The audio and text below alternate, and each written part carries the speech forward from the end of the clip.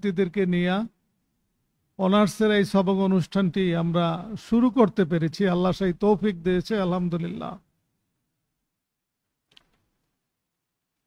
খুব যৌক্তিক কারণে আমার বিলম্ব হয়েছে আসতে। আমি বুঝতে পারি নাই যে এত দেরি হইবে বা আমি আসছে অনুষ্ঠান ধরবো এরও ভাবতে পারি নাই। তবু ভালো লাগছে যে শরিক হইতে পারছি। আমি গাড়িতে লাইভে শুনছি অনেকের বক্তব্য, হুজুররা কে কি বলতেছে, অনেকের বক্তব্যই শোনার সুযোগ হয়েছে। অনেক গুরুত্বপূর্ণ জ্ঞানগর্ভমূলক উৎসাহমূলক আলোচনা তোমাদের সামনে পেশ করছে। এখন তোমরা কতটা উপলব্ধি করতে পারছো বা তোমাদের ভিতরে এর প্রভাব কতটা পড়ছে সেইটা হইলে বিষয়। এই আজকের আয়োজনটাও এটা আমাদের একটা আন্তরিকতার বহিঃপ্রকাশ। আমরা যে তোমাদেরকে মানুষ করতে চাই, তোমাদেরকে না, এই জাতির একটা বড় ঐতিহ্য মাদ্রাসা শিক্ষা। এই মাদ্রাসা শিক্ষাকে ধ্বংসের হাত থেকে রক্ষা করতে চাই।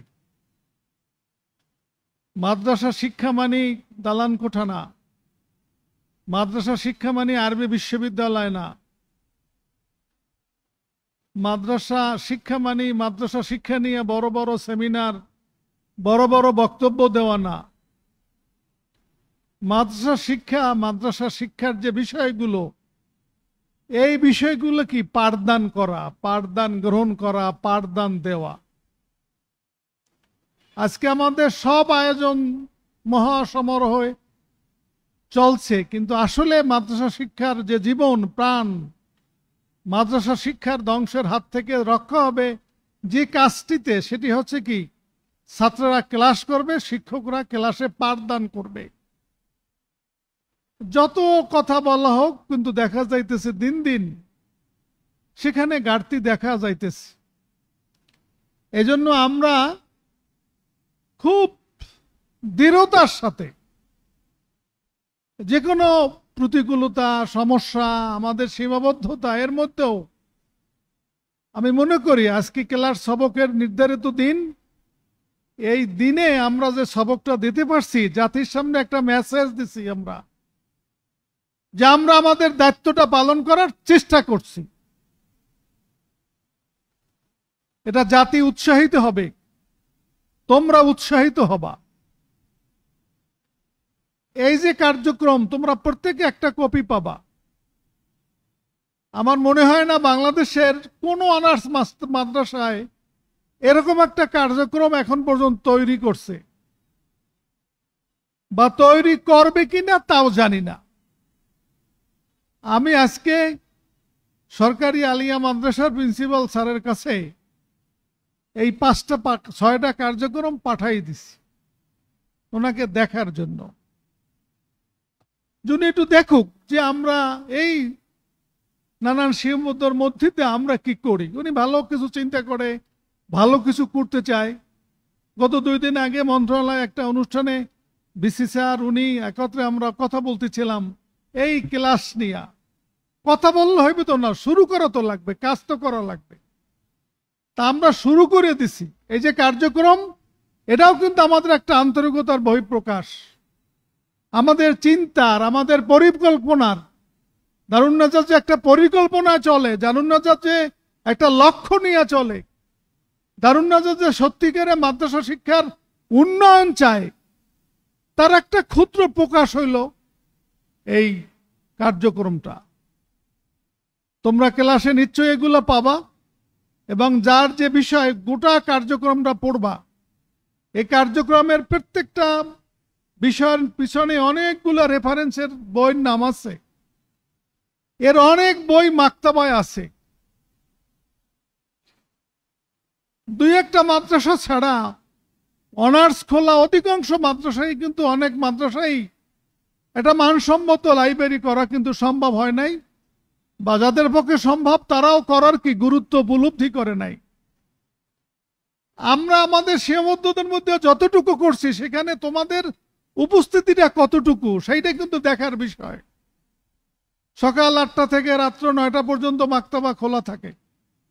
তোমার সাবজেক্টের সাথে খালি এই কার্যক্রম তো তুমি পড়ো, এই কার্যক্রমের পিছনে যে এক একটা সাবজেক্টের যত বইগুলোর নাম আছে, বইগুলোর লেখকের নাম আছে, এই নামগুলো যদি তুমি পড়ো, জানো, দেখো তোমার জ্ঞানটা কত সমৃদ্ধ হবে। এবং একটা কার্যক্রম নিয়ে তুমি মাক্তাবায় যাই যদি খুঁজে খুঁজে বাইর করো যে আমার বিষয়ের কি কি বই এইখানে আছে, দেখো তোমার জ্ঞানটা কত সমৃদ্ধ হবে। তোমার ভিতরে জ্ঞানের একটা আগ্রহ পয়দা হবে। একটা বইয়ের যে জ্ঞান, মানে বইয়ের একটা আলাদা কিন্তু ঘ্রাণ আছে, বই খুললে একটা আলাদা ঘ্রাণ পাওয়া যায়। এই জ্ঞানের মধ্যেও কিন্তু একটা এলেমের একটা আগ্রহ সৃষ্টি হয়। এবং এইসব বইগুলা যেসব মনীষীরা লিখে গেছে, তাদের ইখলাস, ওই বইগুলো খুলে খুলে দেখলে পড়লে তাদের দোয়া, রুহানি দোয়াও তোমার জেহেন শক্তি বেড়ে যাবে। তারা এই ধরনের ইখলাস নিয়ে কিন্তু ওই বই পুস্তকগুলো রচনা করছে। কাজে আমার অনুরোধ তোমাদের কাছে, কার্যক্রমটা ফলো করবা এবং লাইব্রেরিতে তোমরা যাবা। ক্লাসে উপস্থিত থাকার সবার বলেছে, এটা আমারও কথা। ক্লাসে বহুত ফায়দা। একজন ওস্তাদের মুখ থেকে একটা কথা তুমি শুনলে তোমার মধ্যে যে প্রভাবটা বিস্তার করে, তুমি 1000 বার পরেও ওই শব্দটা পাবা না। আজকে যারা মনে করে যে ওস্তাদের সোহবাত ছাড়া, ক্লাস ছাড়া স্কলার হওয়া যায়, বড় আলেম হওয়া যায়, এটা আসলে সঠিক না। এটা জাতি বিভ্রান্তি করার একটা পথ। দিনাজপুরে বলছে, আরো অনেকে বলছে যে আবু হুরায়রা রাসূলুল্লাহর সাথে থেকেই আবু হুরায়রা হইছে, আব্দুল্লাহ ইবনে মাসউদ রাইসুল ফুকাহা হইছে রাসূলুল্লাহর সোহবতে থেকেই হইছে, আব্দুল্লাহ ইবনে আব্বাস রাইসুল মুফাসসিরিন হইছে রাসূলুল্লাহর সোহবত থেকেই কিন্তু হইছে। এই জন্য ওস্তাদের সোহবত ছাড়া কিছু শেখা যায়, জ্ঞান অর্জন করা যায়, সে জ্ঞান মানুষকে বিভ্রান্ত করতে পারে, সে জ্ঞান মানুষকে বিপদগামীও করতে পারে, এবং সেটা অনেক কঠিন প্রক্রিয়া। আর ওস্তাদের সোহবতে, ক্লাসে যদি কেউ উপস্থিত থেকে জ্ঞান অর্জন করে, সেটা সে সঠিক পথে পরিচালিত হয়, এলেমটা তার জন্য সহজ হয়, এলেমে তার বরকত হয়। তোমরা এখনো ভর্তি প্রক্রিয়া, যারা ওয়েটিং লিস্টে আসো বা সাবজেক্ট চেঞ্জ করবা, এগুলো বিশ্ববিদ্যালয়ের প্রক্রিয়ার কারণে হয়তো কিছু সময় লাগতে পারে। তোমরা কাল থেকে ক্লাস করা শুরু করবা, ভর্তি প্রক্রিয়া হবে, যথেষ্ট কোটা আছে, সবাই ভর্তি হইতে পারবে আমি মনে করি। অনলাইনে না হইলে অফলাইনেও ভর্তি করে আনা যাইবে। আমার সাথে আজকে যত অভিভাবকরা টেলিফোন করছে বা কালকে যারা ওয়েটিং এ আছে, আবার আবেদন করবে, সবারে বসে আপনারা ক্লাস করেন, ছাত্র পাঠাই দেন, ক্লাস করতে বলেন, ভর্তি হওয়া যাইবে, ভর্তির চিন্তা না। এজন্য তোমাদের বন্ধু বান্ধব যারা ভর্তি হয়েছে, আসে নাই, তাদেরকে তোমরা খবর দাও। এবং আগামীকাল থেকে যে জোহরের নামাজের পরে 1:15 নাকি না 1:15 ক্লাস, কখন কালকে 1:15, যেদিন পরীক্ষা থাকবে না সেদিন 1:15, আর যেদিন পরীক্ষা থাকবে সেদিন, ও তোমাদের তো আরো পরে 2:50 না, তো অনেক পরে খাওয়া দাওয়া করি একদম ফ্রি হয়ে তোমরা আইতে পারো। এবং আসরের মধ্যে ক্লাস শেষ, খুব সীমিত সময়। এজন্য তোমরা সবাই প্রস্তুতি নাও, যারা এখানে আসো তারা ক্লাস করবা, আর যারা এখানে আসো নাই তারাও ক্লাস করবা।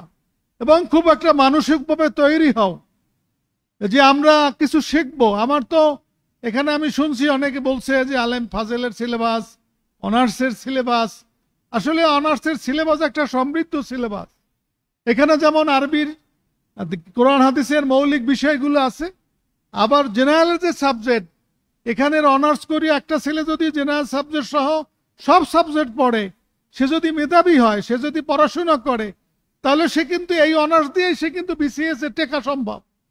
শুধু মাদ্রাসায় শিক্ষা দিয়ে বিসিএসও তো অনেকে টেকছে, অনেকে মাদ্রাসায় শিক্ষা নিয়ে এমপিল করতেছে, পিএইচডি করতেছে। পরবর্তীতে সময় এখন মাদ্রাসা শিক্ষার্থীদের জন্য আরো নানান সুযোগ কিন্তু আসতেছে।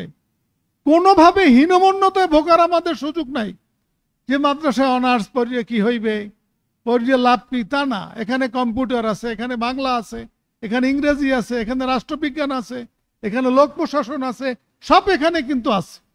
আবার এখানে কোরআনের বিষয়, তাফসিরের বিষয়, দাওয়ার বিষয়, ফিকার বিষয়, সব গুরুত্বপূর্ণ বিষয় কিন্তু আছে। দরকার আমাদের ইচ্ছা, শেখার ইচ্ছা, দরকার আমাদের শিখানোর ইচ্ছা, এইটা দরকার। হ্যাঁ, আমাদের এখনো অনেক সীমাবদ্ধতা দরকার। অনার্সের জন্য আলাদা ভবন দরকার, অনার্সের জন্য আলাদা ব্যবস্থাপনা দরকার। আমরা এগুলা ভাবতেছি, কিন্তু এই সীমাবদ্ধতার মধ্যেও কিন্তু আমাদের আন্তরিকতার ঘাটতি নেই। আমাদের রুটিন করা আছে, রুটিনে পাঠদান করার মতো উপযুক্ত শিক্ষক আছে। এখন তোমাদের আগ্রহটা কিন্তু দরকার। আল্লাহ তাআলার কাছে সাহায্য চাই যেন আল্লাহ তোমাদের মন এলেমের জন্য ঝুঁকাইয়া দে, এলেমের জন্য তোমাদের মনটা খুলে দে, এলেমের গুরুত্বটা যেন তোমাদেরকে উপলব্ধি করার তৌফিক দান করে। একটু মাথা খালি করো, হৃদয়টা খালি করো, গুনাহ থেকে মুক্ত করো নিজের অন্তরকে, দুনিয়ার বাজে চিন্তা থেকে দূর করো। তুমি আজীবন দারুন্নাজাতে থাকবে না, আজীবন তুমি অনার্স পড়বা না, কয়েকদিন পরে তুমি মুক্ত, তুমি যা ইচ্ছা তা করবা। এখন তুমি পড়বা, পড়ার দিকে মনোযোগী হবা, পড়ার প্রতি আন্তরিক হবা, এইটাই আমাদের কাম্য, এইটাই আমাদের কামনা। আশা করি অতীতের চেয়ে এই ব্যাচ তোমরা আরো ভালো করবা। হ্যাঁ, নানা কারণে সেশন জটের একটা গ্যাপ হয়ে গেছে। বিশ্ববিদ্যালয় খুব চেষ্টা করতেছে এই সেশন জটগুলো দূর করে নিতে। তারা যদি এই বছরের ভিতরে আগামী ডিসেম্বর জানুয়ারির মধ্যে যদি অনার্সের একটা পরীক্ষা নিয়ে নিতে পারে, তাহলে কিন্তু সেশন জটটা কমে যাবে। এবং বিশ্ববিদ্যালয় প্রশাসনের কিন্তু এই সদিচ্ছা এখনো আছে। দেশে যদি খুব বড় ধরনের কোনো গোলযোগ না হয়, তাহলে তোমাদের আগের ব্যাচের একটা পরীক্ষা হয়ে গেলেই তোমরা কিন্তু একটা স্বাভাবিক সময় হয়ে যাবা। পরীক্ষা রেজাল্ট ভর্তিতে বিলম্ব হয়েছে, এটা তো হয়েই গেছে। এজন্য তোমরা খুব মনোযোগী হবা, ক্লাস উপস্থিতি থাকবা, এবং দারুন্নাজাতে নিশ্চয়ই ভর্তি হয়েছে। দারুন্নাজাতের চিন্তা, নীতি, আদর্শ এগুলো সম্পর্কে তোমাদের ধারণা আছে। এখানে পড়াশোনা করতেই আসবা, নিজের জীবনকে গঠন করতে আসবা, নিজের জীবনে কি আদর্শ গ্রহণ করবা এই বিষয়টা যেমন অন্তরটা গ্রহণ করবা, আবার তাত্ত্বিকভাবে, তথ্যগতভাবে, দলিলগতভাবে এগুলো বোঝার চেষ্টা করবা। অনার্সের একজন শিক্ষার্থী সে উস্তাদের কাছে ক্লাসে হোক, ক্লাসের বাইরে হোক, বিভিন্ন অনুষ্ঠানে হোক, যে কোনো বিষয় তোমার ওপেন জানার বোঝার এগুলো সুযোগ আছে। এবং এইসব জানার বোঝার মতো উপযুক্ত শিক্ষক আছে, এবং এইগুলা জানার বোঝার মতো আমাদের লাইব্রেরিতে সমৃদ্ধ বই পুস্তকও কিন্তু আছে। কাজে এগুলো তোমরা বুঝে শুনে জীবনের একটা গতিপথ ঠিক করবা, যে কোন গতিপথে তুমি চলবা, কোন পথে চললে তোমার মুক্তি হবে, কোন পথে চললে তোমার দুনিয়া আখিরাতে তোমার কামিয়াবি হবে, তোমার কি করা উচিত, তোমার কি ভাবা উচিত, তোমার কি আদর্শ গ্রহণ করা উচিত। এই চিন্তাটা দারুন্নাজাতের এই অনার্সের তোমার 4 বছর, মাস্টার্সের 1 বছর, এই সময়ের মধ্যে তোমার মধ্যে এই চিন্তাটা আশা করি আসবে, বা আসার মতো মানসিকতা নিয়েই তোমরা অনার্সটা করবা। এবং আশা করি যেন তোমাদের ক্লাসে ছাত্র সংখ্যা কমে না যায়। অনেকে বলছে 4 মাস 6 মাস, যত সময় অল্প সময়ের ভিতরে ক্লাস শেষ, কোর্স শেষ করা যায়, তত অল্প সময়ের মধ্যেই ক্লাস শেষ হয়ে যাবে। তোমরা মোটামুটি এখানে যারা অনার্সে ভর্তি হয়েছ, আমি তো মনে করি তোমরা মাদ্রাসায় পড়ার ন্যায়তেই ভর্তি হয়েছ। যারা বিশ্ববিদ্যালয় অন্য জায়গায় পড়বা টড়বা, তা তো এখানে অনার্সে মনে হয় এরকম কেউ ভর্তি হয় নাই। বরং তোমরা যারা মাদ্রাসায় পড়বা তারাই অনার্সে ভর্তি হয়েছ। আবার অনার্সের অন্য জায়গায় ভর্তির চেষ্টা চিন্তা, সেটা তো তোমাদের অনেক পরের ব্যাপার। এখন যারা আলেম পরীক্ষা দিচ্ছে, তাদের রেজাল্ট হবে, এরপরে আবার ভর্তির সময় হইবে, তখন এ সময় কিন্তু তোমরা অনেক দূর আগেই যেতে পারবা। তোমরা শুধু আমাদের এই মাদ্রাসার চিন্তাই করবা না, বরং তোমরা অনার্সে যারা পড়ো তারা বিদেশে যেসব ভালো ভালো বিশ্ববিদ্যালয়গুলো আছে, আল আজহার আছে, সৌদি আরব আছে, বিভিন্ন জায়গায় ভালো ভালো বিশ্ববিদ্যালয় আছে, ওসব জায়গায় তোমরা যাওয়ার চিন্তা করবা, চেষ্টা করবা, তাতে তোমাদের জ্ঞান আরো প্রশস্ত হবে। যাই হোক, আজান হয়েছে, আমরা নামাজ পড়বো। কাজী কথা আর বাড়াতে চাই না, একটাই কথা যে তোমরা গুরুত্ব দেবা। অনার্স মানে কি? সম্মান। সম্মানের জন্য কি? সম্মানের কাজ করা লাগে নাকি? আমি সম্মানিত হইতে চাই, কিন্তু আমি সম্মানের কাজ করব না, কি আমার সম্মান থাকবে? থাকবে না। অনার্স মানে সম্মান, মানে এই শিক্ষার মাধ্যমে সম্মানজনক শিক্ষাটা তোমরা গ্রহণ করতে পারবা, এই ডিগ্রির মাধ্যমে সম্মানজনক ডিগ্রিটা তোমরা গ্রহণ করতে পারবা। এটা কিন্তু বুঝতে হবে। আমি সেইটা বাজারের কিনে আনলে চলবে না, এটা পড়তে হইবে, কেতাবাদি মোতালা করতে হবে, বিজ্ঞ উস্তাদের কাছে শিখতে হবে।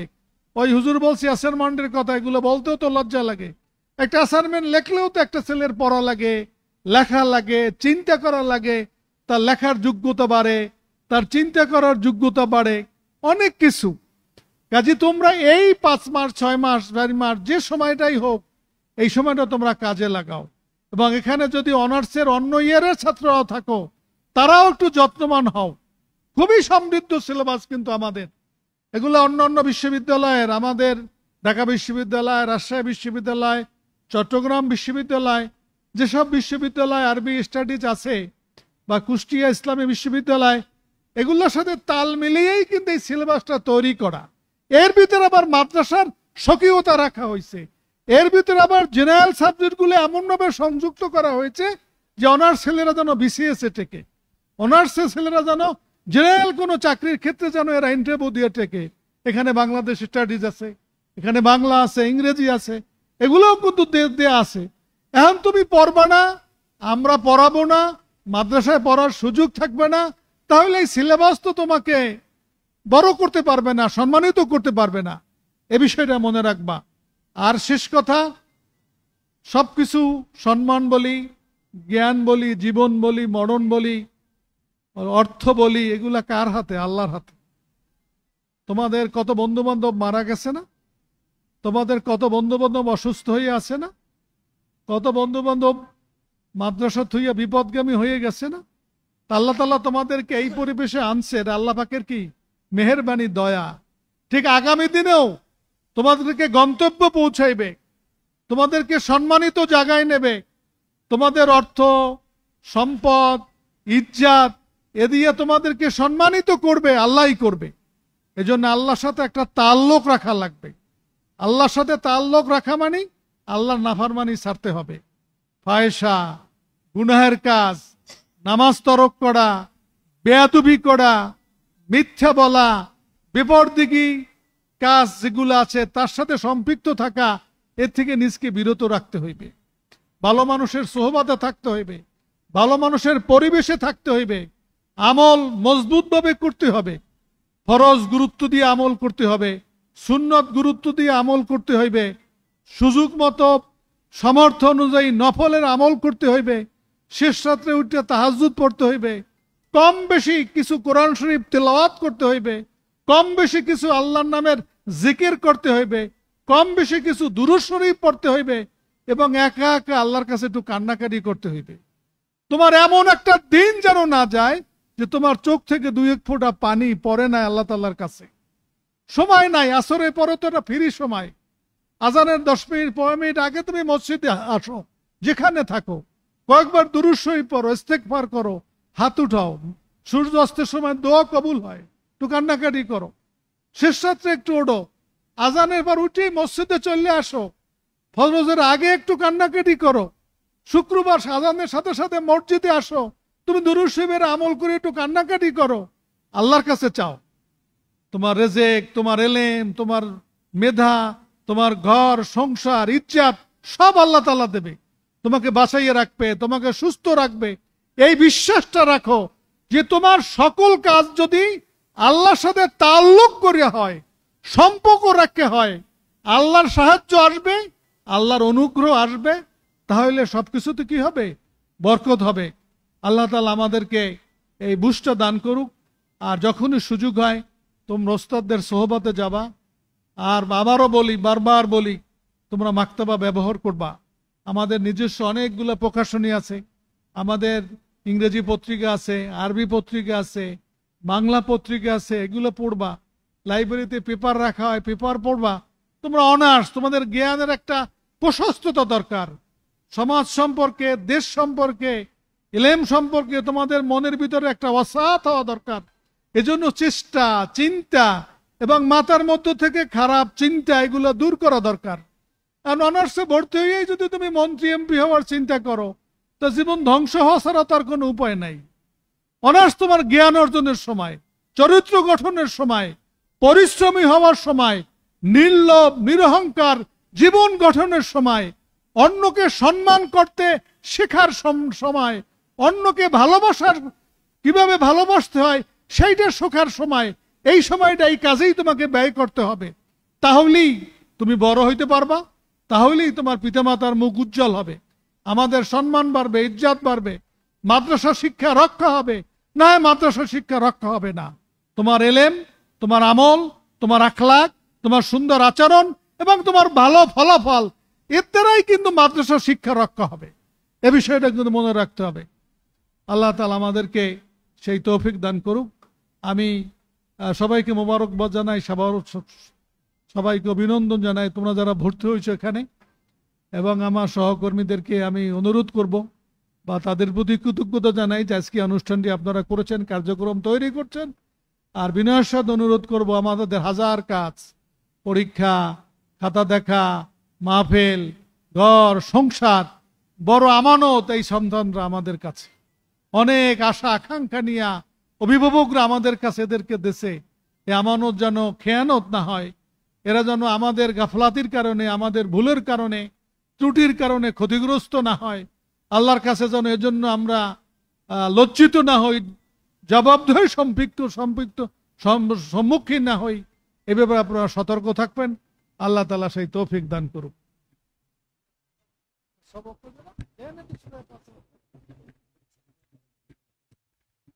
সবাই পড়ো, আউযু বিল্লাহি মিনাশ শাইতানির রাজীম।